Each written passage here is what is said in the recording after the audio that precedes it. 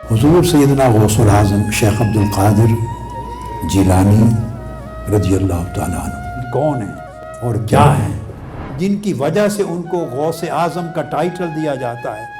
वो मदार तरीके इल्म पर है। 90 बरस की उम्र तक आइमा, मुहद्दिसीन, मुफस्सिरीन, उलमा को पढ़ाते थे। बचपन से वफात के आखिरी साल तक ऑलमोस्ट 85 बरस जिंदगी के इल्म पर गुजारे।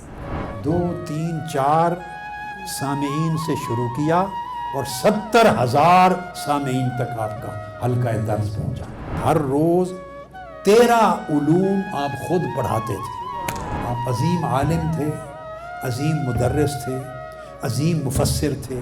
जिस लम्हा उसने जुबान हिलाई मांगने के लिए, उस लम्हा वो मर्द होर नहीं रहा। आप मदरसा बनाते हैं मगर एक पाई सरकार से नहीं लेते।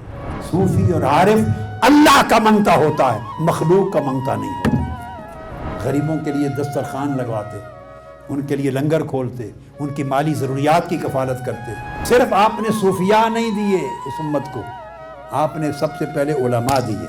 औलिया और सूफिया की तालीमात में ये चीज़ नहीं है कि किसी वलीउल्लाह की विलायत का कद यानी मुकाम व मर्तबा करामत से नापा जाए। तसव्वुफ, रूहानियत, विलायत मैं को ज़िबा कर देने का नाम। उनकी तालीमात को कबूल करना पड़ेगा, वो हम करना नहीं चाहते और दावेदार भी रहना चाहते हैं कि हम उनके हैं और वो हमारे हैं।